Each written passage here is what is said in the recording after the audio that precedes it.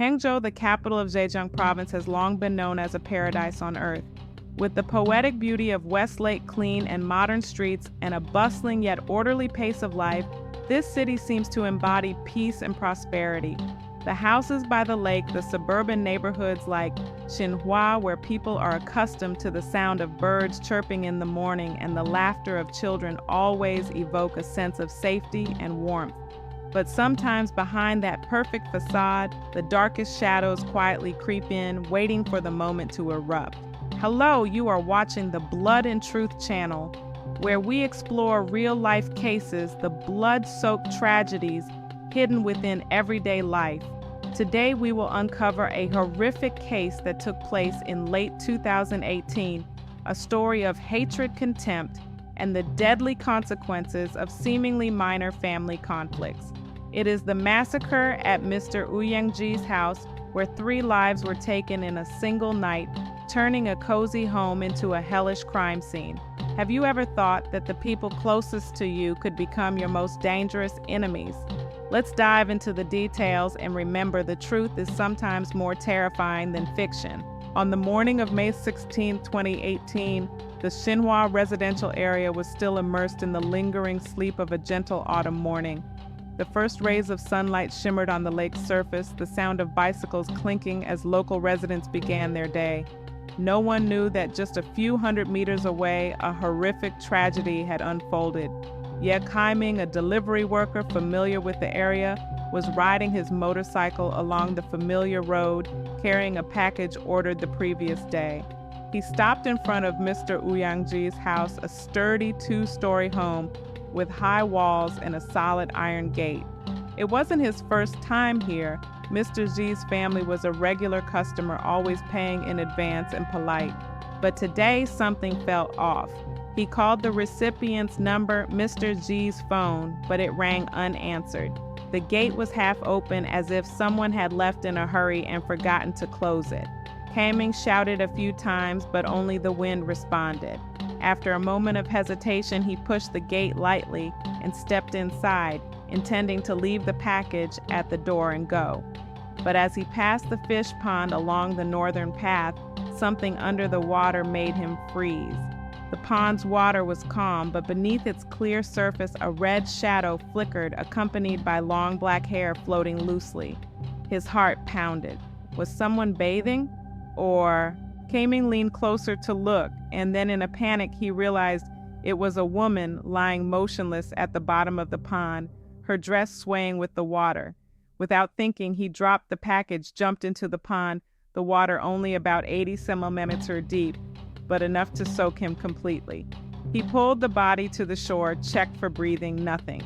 Her skin was ice cold, her face pale and bluish. Trembling, he rushed into the house to find help. But the sight in the living room nearly made him collapse. A middle-aged man lay on the sofa, covered in blood, his eyes wide open. Blood soaked the sofa cushions, spreading across the floor. Kaming tried to stay calm, pulled out his phone, and called the police hotline, 110. Someone's dead. 3 people are dead. His voice broke in panic. Within 20 minutes, the Hangzhou criminal police arrived, sealing off the scene. The news spread like wildfire, and a crowd gathered outside the gate, whispering and speculating. But behind those murmurs, a big question loomed. Who turned this peaceful home into a slaughterhouse, and why? When the Hangzhou criminal police rushed to the scene, the atmosphere in the Xinhua residential area had begun to change. The gentle autumn sunlight from earlier now seemed overshadowed by an invisible gray cloud, carrying the metallic stench of blood and death. Police sirens echoed, shattering the familiar tranquility of the suburban streets. Over 20 officers, including criminal investigators, forensic experts, and crime scene technicians, quickly deployed. They set up a cordon, pushing back the growing crowd outside the iron gate.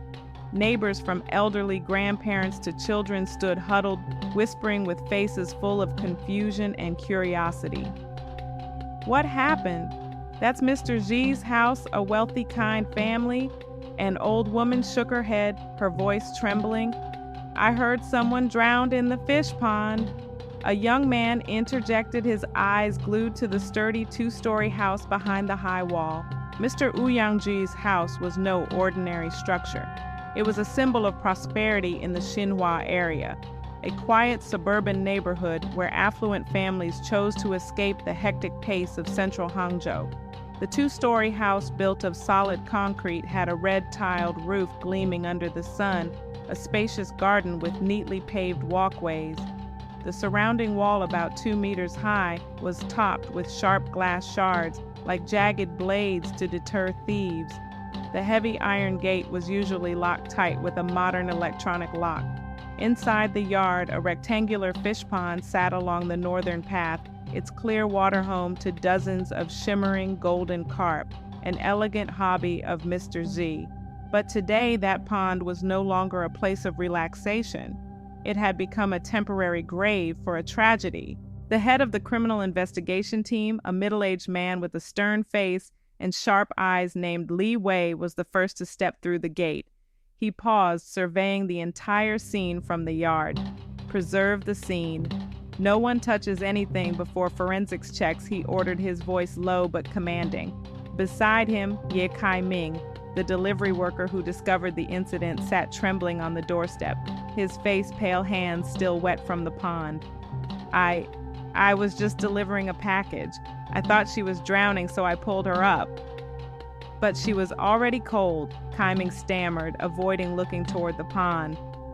He recounted in detail the half-open gate, the unanswered phone call, pushing the gate, seeing the red object in the water, and jumping in to retrieve the body. Every word was carefully recorded, as he was the first witness and perhaps the key to reconstructing the victim's final moments. The young woman's body still lay on the cold tiled ground beside the pond where Kai-ming had pulled her. She wore a short red dress, barefoot, no shoes. Her long black hair was wet and disheveled, partially covering her pale bluish face. The police quickly identified her through documents in the house. It was Ouyang Min, 26 years old, the youngest daughter of Mr. Ji. She was a beautiful, energetic woman working at an advertising company in the city center. But now her body lay motionless, her skin ghostly white with scattered purple bruises. The forensic team, led by Dr. Zhang, an expert with over 20 years of experience, knelt to examine her. Check the neck closely, he pointed, his voice calm. Bruises circled her neck, shaped like handprints from a tight grip. The hyoid bone was broken, a classic sign of mechanical asphyxiation, meaning the victim was strangled to death, not drowned naturally. Dr. Zhang explained in detail. The pond is only 80 centimeters deep, with clear water, no signs of struggle at the bottom. The victim was about 1.6 meters tall. If conscious, she could have easily stood up. But with these injuries, she was unconscious or dead before being thrown in. The killer likely used the pond to hide the body, hoping it would look like an accidental drowning. Near the pond, technicians found a broken hair clip lying on the damp grass. A few meters away, a pair of brown high heels, the left one overturned the right one with a broken heel, as if it had been stomped or dragged in a struggle. There was a fight here, a young officer remarked, pointing to the trampled grass around the pond's edge. She was probably heading into the house when she was ambushed. After documenting and photographing the outdoor scene from every angle, including measurements from the gate to the pond, the investigators moved inside. The air grew heavier, the metallic smell of blood hitting their noses, causing some rookie officers to cover their mouths. The spacious living room was luxurious, a dark brown leather sofa, a polished rosewood coffee table, a large flat-screen TV on the wall. But the center of the horror was Mr. Ouyang Ji, 56 years old, the homeowner lying on his back on the sofa. His head tilted to one side, eyes wide open as if staring into the void, mouth agape in his final agony. He wore a simple gray t-shirt and dark shorts with slippers under the sofa, as if he had been relaxing before the tragedy struck. Blood, so much blood. It soaked the sofa cushions, spreading across the glossy tiled floor in large pools, drying into a dark brown hue. Blood splattered on the wall behind the sofa, forming long streaks, and even speckled nearby objects like the TV remote and a glass vase. Dr. Zhang examined the body. Dozens of deep stab wounds covered the body, head, neck, chest, abdomen, limbs. At least 20 wounds, he counted, his voice cold. The fatal one was in the chest, piercing the heart and lungs, causing acute blood loss. The others are shallower, likely from the killer stabbing repeatedly in a frenzy. On Mr. G's left hand, a shallow 4 centimeters cut angled inward. A defensive wound, Dr. Zhang explained. He tried to push the attacker away or shield himself. The victim fought back, but not strongly enough. On the coffee table in front of the sofa, a teapot was still warm with 2 cups, one tipped over water, spilling into a long, dried streak, the other with floating tea leaves as if someone had just drunk from it. A visitor, Captain Li Wei wondered, noting it carefully. The floor beneath the sofa was covered in blood splatter shaped as if someone stood there and stabbed downward. The living room was no longer a place of family gatherings. It was now a deadly arena where the victim endured his final horrific moments. But the tragedy didn't end there. As the team searched the second floor up a glossy wooden staircase with ornate iron railings, they entered the northern bedroom reserved for Mr. and Mrs. Z. The door was slightly ajar with no signs of forced entry. Inside, the air was eerily silent, save for the ticking of a wall clock. On the large bed, Mrs. Wang Dianzhou, 50 years old, lay on her back, eyes closed as if sleeping soundly. She wore thin cotton pajamas, her right arm in a white cast, likely from a previous injury, perhaps a broken arm from an accident, but blood from 3 deep stab wounds in her abdomen had soaked the bedsheets, pooling into a large stain, the metallic smell overwhelming. Dr. Zhang examined her 3 fatal stab wounds to the abdomen, piercing internal organs. No defensive wounds, no signs of struggle. The pillow and blanket are undisturbed. She was attacked while sleeping, unable to react. The bedroom was tidy with luxurious furnishings, a walnut wardrobe, a large mirrored dressing table, and a small safe in the corner. But the safe was pried open, its surface scratched and dented with a wooden chisel nearby, still dusted with debris. The killer tried to open the safe but failed, a technician noted. The dressing table's drawer was broken, a savings book intact, but a jewelry box empty. The adjacent bedroom, likely men's, was messier. The wardrobe rummaged clothes scattered 2 handbags on the floor. Across the house's floors, technicians found blood drips in 2 main directions. One from the living room sofa to the first floor hallway, fading gradually. The other from Mrs. Zhou's bedroom down the stairs, then stopping abruptly. The killer moved with a bloody knife dripping blood along the way, they deduced. Additional blood spots were found in areas like the kitchen and bathroom.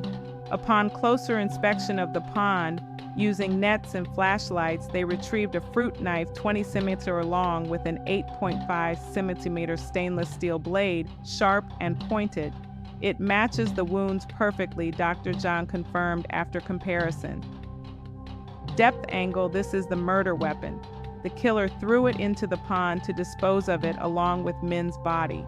The house had a modern surveillance system, 1 camera at the main gate, another in the first floor lobby. But both were smashed, their casings cracked, memory card slots empty. The killer knew their locations and deliberately destroyed evidence. Captain Li Wei shook his head. Not a stranger. The Ji family ran a building materials business with a large store in the city center and solid finances. With signs of rummaging, the safe, the drawer, the police suspected robbery as a motive, but there were no signs of forced entry. The gate and door were intact, the wall unscratched. A closer check revealed faint footprints on the dirt wall, at the back possible climbing marks. Technicians dusted for fingerprints on suspicious surfaces, cabinet handles, the safe's edge, the dressing table drawer. Dozens of clear prints were collected. On the floor near the sofa, a bloody barefoot print, right foot about 25 centimeters long, slightly blurred at the heel, but identifiable. Not the victim's. Mr. G's feet were clean, they confirmed. Near the safe, a sandal print with a diamond pattern, 23 centimeters long, 8.5 centimeters wide, size 39, suitable for a man, 1.6, 1.7 meters tall. 2 different sizes, 2 killers, Captain Li Wei mused. Or the killer changed shoes to mislead us. Forensics completed initial examinations. All victims died between the evening of May 15th and the morning of May 16th. based on rigor mortis body temperature and livor mortis. Now we reconstruct, Lee said to the team. The crime scene was no longer just a place of death. It was a blood-soaked puzzle waiting to be pieced together to reveal the perpetrator. After completing the crime scene analysis, the Hangzhou criminal police didn't rest. They knew that in a serious murder case like this, 3 victims from the same family killed brutally, time was critical. Every passing minute could allow the killer to escape further or evidence to fade. Captain Lee, a veteran officer with prematurely gray hair from countless sleepless nights, gathered his team in a cramped meeting room at the station. "We have the scene but no killer," he said, his voice low but resolute. "Start from the periphery. Interview neighbors, check cameras, and compare evidence. Leave no detail unchecked." Peripheral investigation, or canvassing the area around the scene, began immediately. A group of young officers in dark green uniforms walked the streets of Xinhua, knocking on doors. The neighborhood was typically peaceful, with neatly aligned houses, small gardens, and occasional barking dogs. But now a heavy atmosphere loomed. People looked at each other with suspicion, as if the darkness of the case had seeped into every corner. Mrs. Liu, the next-door neighbor, was the first interviewed. Around 60, with neatly tied hair, she sat on her porch with a steaming cup of tea. "That night, I didn't hear anything unusual," she recounted, her voice trembling. "Around 10 p.m., I went to bed early. There was only the faint sound of a motorcycle in the distance, but vehicles passed by all the time here, nothing out of the ordinary." She paused, staring toward the now sealed house. Mr. Xi's family was good, wealthy, but humble. Who could imagine such a horrific thing? Other neighbors echoed similar stories. Mr. Chen, living across the street, recalled staying up late watching football on TV. "Around 11 p.m., I went outside to smoke and saw Mr. Xi's house dark, the gate closed. No noise, no strange lights. I only learned about the murder the next morning. A few mentioned dogs barking at midnight, but that was common in the suburbs where wild animals sometimes roamed. No one heard screams, fighting, or unfamiliar vehicles." This made Captain Lee frown. The killer acted quietly, professionally. They likely knew the family's schedule. Meanwhile, at the forensic lab, technicians were busy with evidence samples. Fingerprints, invisible but critical, were scanned and entered into the National Criminal Database. The computers hummed screens flashing with comparisons. The results came back quickly. No matches, none of the prints belonged to known criminals. Not surprising, a young technician named Xiao Wang said, the killer could be a first-time offender or careful not to leave traces, but we have footprints, the bloody bare footprint near the sofa and the diamond-patterned sandal near the safe. Those are clues. The bare footprint right foot was about 25 cm long, 9 cm wide, clear, despite a blurred heel. Comparing it to the victims, Mr. Xi and Mrs. Zhou had clean feet, no blood. Min was barefoot but had smaller feet. This is the killer's, Xiao Wang concluded. The sandal print was different, 23 centimeters long, 8.5 centimeters wide, with a diamond grid pattern, a common men's sandal size 39, fitting someone 1.6 to 1.7 meters tall. The size difference puzzled the team. 2 killers, or one changing shoes. They debated but had no answers yet. Next, they turned to cameras. Mr. Xi's house had 2 internal cameras, both smashed, but fortunately, a public traffic camera stood at an intersection 700 meters away, a main entry to Xinhua. It was high-quality recording 24/7 with zoom and license plate recognition. The tech team extracted footage from the evening of May 15th to the morning of May 16th, focusing on the victim's time of death. The computer screen scrolled through hours of footage, cars, motorcycles, pedestrians, all normal. But then around 10 p.m. on May 15th, an image stood out, a black motorcycle carrying 2 people. The driver was a man in a dark jacket wearing a helmet that hid his face. The passenger was a woman in a short dress, long hair, flowing, looking very much like Wu Yangmin. "Zoom in," Captain Lee ordered. The image was enlarged, sharpened by specialized software. The woman's clothing, a red dress, brown high heels, matching the body in the pond. The police immediately called the victim's family, specifically Wu Cheng-shui, the eldest daughter, to confirm. Shui, 30, with red eyes from crying, looked at the screen and nodded. "That's my sister Min." The driver looks like Wang Guangzhe, her boyfriend. He often took Min out. Shui added that Guangzhe frequented the house well liked by Mr. and Mrs. Ji as a prospective son-in-law. Wang Guangzhe quickly became suspect number 1. He was 28, a sales manager at a large electronics distribution company in Hangzhou, with a stable income of about 10,000 yuan a month, no debts, and a well-off family. The next morning, Guangzhe was summoned to the station. He entered the interrogation room calmly, but his eyes betrayed anxiety. Dressed in a black suit, hair neatly combed, he sat across from Captain Li and a female officer. "I didn't do anything," Guangzhe said up front. "On the evening of May 15th, I took Min out for dinner and a movie. We had a great time. Around 9:30 p.m., I dropped her off at her gate. Min kissed me goodbye and went inside. I rode back to my place 3 kilometers away. The police pressed, 'Why didn't the camera catch you leaving?' Guangzhe explained, 'I didn't take the main road. I cut through an alley to avoid traffic. There are no cameras there.' His alibi was weak, living alone. No one could confirm his return time. His phone showed no strange calls, but location history was disabled, a suspicious detail. His fingerprints didn't match the crime scene, but his shoe size 39 and height of 1.68 meters matched the sandal print. Not ruled out yet, Captain Li noted. He had opportunity, was near the scene, and knew the house well. Guangzhe and Min's relationship was scrutinized. Through Shu and friends, they were deeply in love, even discussing marriage. Mr. and Mrs. Z approved, often inviting Guangzhe for dinner. No signs of arguments or financial disputes. "He's a good guy, calm, no scandals," a colleague said. But the police didn't let go. They checked his finances, no debts, no odd transactions. Motive, perhaps jealousy or a property dispute, but no evidence. Suspicion lingered like a dark cloud.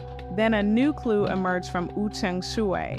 In her second interview, Shui, pregnant and visibly exhausted, recalled a small detail. "Our family rarely drinks tea. We only brew it for guests."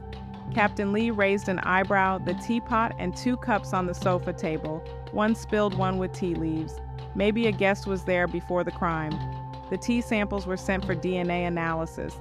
Results: 1 cup matched Mr. G's DNA, the other had unknown DNA not in the criminal database. Whose DNA is this, a guest or the killer? The police theorized the killer could be an acquaintance invited for tea, then suddenly attacked. This supported the no break-in hypothesis. The case exploded on social media. Platforms like Weibo and Douyin were flooded with posts: Hangzhou Massacre, who's the killer, wealthy family murdered, robbery or revenge. Public outrage criticized the police's pace. Pressure from superiors and the public exhausted the team. Captain Li held an urgent late-night meeting under flickering neon lights. The killer knew the victims, he concluded. They knew the layout, calmly searched and destroyed cameras. Not a stranger. The team nodded. "Likely a relative or friend. We need to carpet investigate, check everyone close." They compiled a list: friends, colleagues, relatives. Each would be interviewed, alibis checked, fingerprints and DNA taken if needed. The operation began, hoping to find the trail to the truth. But at this point, they didn't know the real suspect was hiding within the victim's family. As initial clues seemed to lead to dead ends, with Wang Guangzhe still a potential suspect, but lacking concrete evidence, the investigation team felt mounting pressure. The public followed closely on social media, news outlets updated constantly, and the public demanded quick answers. In the police station's meeting room, the atmosphere was tense as a taut string. Captain Li, with his graying hair and sharp eyes from decades of experience, tapped the table. "We can't overlook any detail. The killer isn't a stranger. They knew the house, the cameras, and were terrifyingly calm. Focus on the closest people." From Wu Chengshui's statements, the police listed those who frequently visited Mr. Wu Yangji's home. Shui, 30, with a weary face and red eyes from crying, sat in the interview room, her voice trembling. "Our family was cautious. My parents never left the gate open. Visitors had to call first. Regulars There were my dad's friends, men's colleagues, and my husband. The list included about 20 names, from close neighbors to business partners, but one name stood out: Tang Liankang Shui's husband, 35, a factory worker with a modest income. Initially, Liankang cooperated well. He came to the station right after the crime, eyes red, hugging his wife tightly and whispering, "I can't believe it. My in-laws. How could this happen?" He provided details about the family's habits, even suggesting checking traffic cameras. But as the police conducted a carpet investigation, methodically screening each person, checking alibis, and taking fingerprints, things changed. Liankang suddenly vanished. His phone was off, unreachable. Shui called the station in a panic. "My husband, he came home late from work, but now he's gone. Is something wrong?" The police acted swiftly. They visited the couple's home, 5 kilometers from the crime scene, a small, simple apartment with tidy but modest furnishings. Shu opened the door, pale. He said he was working the night shift at the factory on May 15th from 7 p.m. to 7 a.m. After dinner at 6:15 p.m., he put on his uniform, said goodbye, and left on his motorcycle. But when the police checked the factory and electronics parts plant 10 kilometers away, the manager shook his head. Liankang took leave that day. He called in the morning saying he had family matters. No one saw him here. Shu's story was confirmed by a neighbor. An old man recalled around 6 to 15 p.m. "I saw Liankang leave in his uniform, waving to his wife. Looked normal." Now the big question, where was Liankang that night? Why lie to his wife? The team expanded their search, checking traffic cameras. No trace of Liankang's motorcycle near the factory. Instead, a local tip pointed to, "I saw him heading toward Yanghu village, where his parents lived." Yanghu village, a remote rural area 20 kilometers from Hangzhou, had red dirt roads and mud-walled houses. The police arrived at dusk, the sun setting red behind the hills. Liankang's parents, Mr. and Mrs. Tang, both blind from childhood, lived in a small house with rusty window grills. Mr. Tang, his voice shaky with age. "My son came that evening around 6 p.m. He was in his uniform, said he'd just finished work to visit us. Stayed 2 hours, left at 8 p.m., came back at 10 p.m., rested briefly, left again at 11 p.m., and returned at midnight. A detail caught attention. When he arrived, he avoided me, went straight to the bathroom. Said he didn't bring spare clothes, borrowed my clothes. When asked where he went, he was silent, like he had something on his mind. The police pictured it. Liankang was likely bloodied, needing to wash and change urgently. His blind parents couldn't see, but the metallic smell of blood likely lingered in the damp air of the house. He's a filial son, Mrs. Tang cried. From childhood, he helped us, worked hard to support us. With this, Liankang became suspect number one. The police searched his Hangzhou apartment with an urgent warrant. Everything was intact, but a small backpack and some clothes were missing, along with the couple's savings. Technicians dusted a liquor bottle Liankang often used, an old ceramic bottle on the kitchen shelf. The fingerprints matched those on the safe and drawer at the crime scene. DNA from the teacup in Mr. Xi's living room also matched Liankang. He was the mysterious guest that night. But the decisive clue was a diary. Hidden in a stack of personal documents under the wardrobe, a worn leather notebook filled with scribbled pages revealing years of pent-up anger. The police read aloud in the meeting room. "They treated me like trash. Every time I visited my wife's family, it was torture. My in-laws called me a leech, compared me to other sons-in-law with degrees, cars, and big houses. I worked my bones off, but to them, I was just a penniless hick from the countryside. The gifts I bought them, they threw in the trash. When my parents visited, they spoke high and mighty, leaving them silent with shame. Shui used to defend me, but now she's changed, blaming me for not giving her a lavish life like Min's." The diary spanned years from meeting Shui to recent conflicts. The police dug into Liankang's past, born in a poor mountain village in Tianjin province, with blind parents surviving on subsistence farming. Liankang dropped out of middle school, working various jobs minor in Xinjiang construction worker deliveryman. In 2014, he saved enough to move his parents to Hangzhou, opening a small grocery store for them. Life stabilized but remained tight.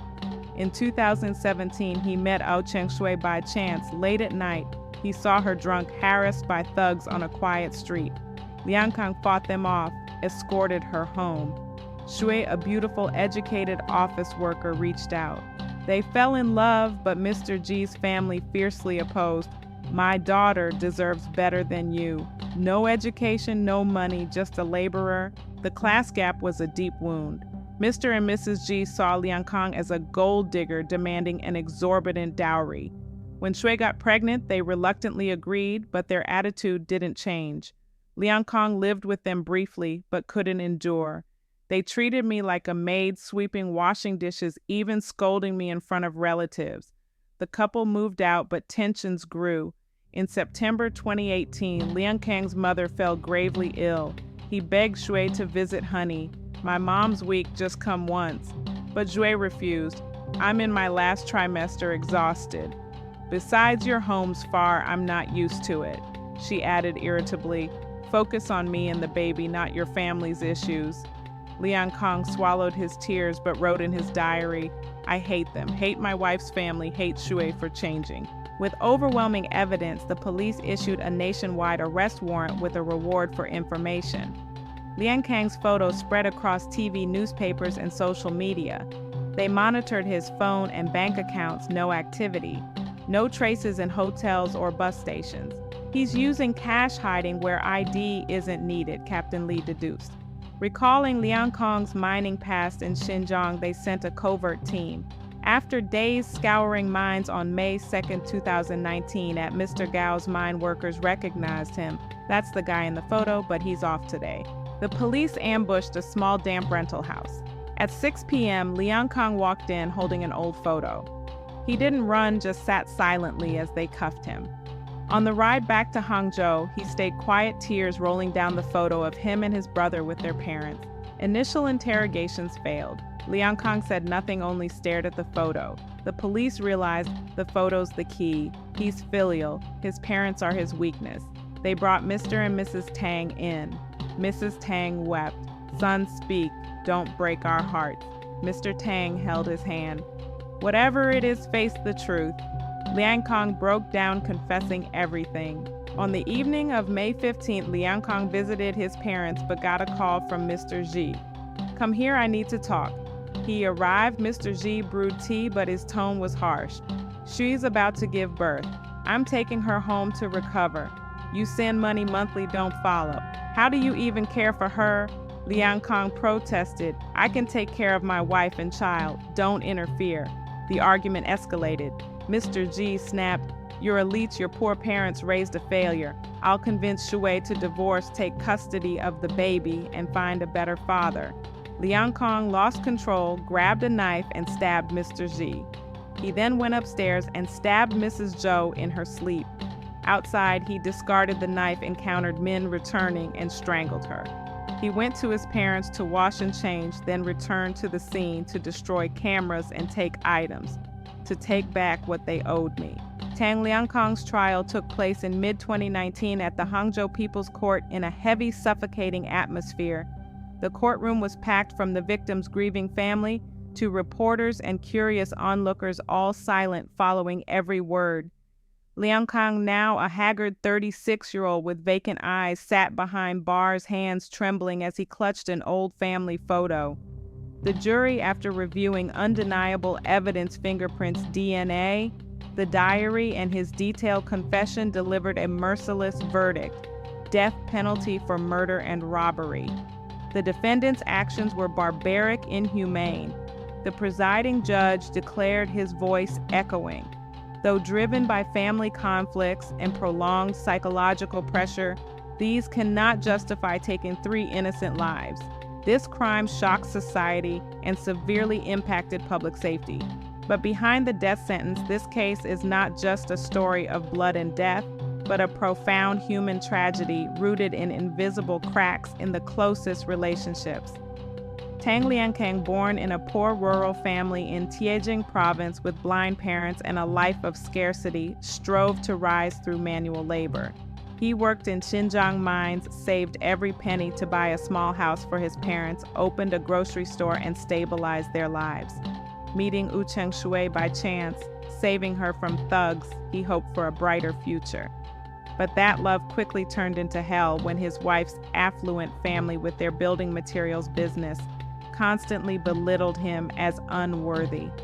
The insults comparisons to better sons-in-law with degrees and wealth, gifts from his parents thrown away, and threats to take custody of his child after divorce, all built into a ticking time bomb in Liang Kong's heart.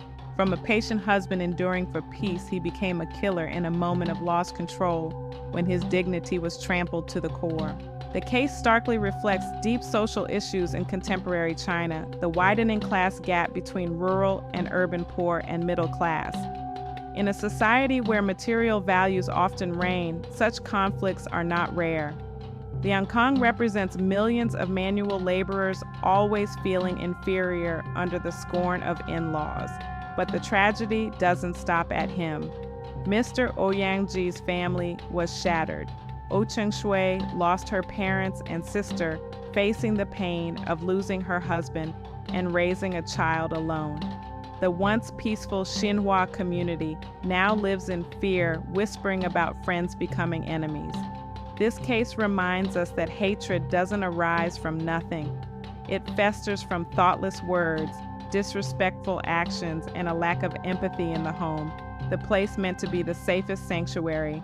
The lesson from this case is profound and painful. Empathy and respect are the foundation of all relationships, especially in families. Don't let class differences or backgrounds become barriers. Listen, share, and value each other before it's too late. If Mr. and Mrs. Ji had shown Liang Kong a bit of respect, if Shui had defended her husband more firmly, perhaps this tragedy could have been avoided. And for Liang Kong, silent endurance isn't always strength. Sometimes seeking help from psychologists or legal aid to resolve conflicts is vital before they explode into tragedy. What do you think of this case? Is Tang Liang Kong pitiable for being pushed to the edge or blameworthy for choosing violence? Share your thoughts in the comments below. We'd love to hear your opinions for discussion. Thank you for following this story to the end on the Blood and Truth channel. If you found this video meaningful, please like, share, and subscribe to not miss future real-life cases. We'll see you in the next video. Wishing you a peaceful day.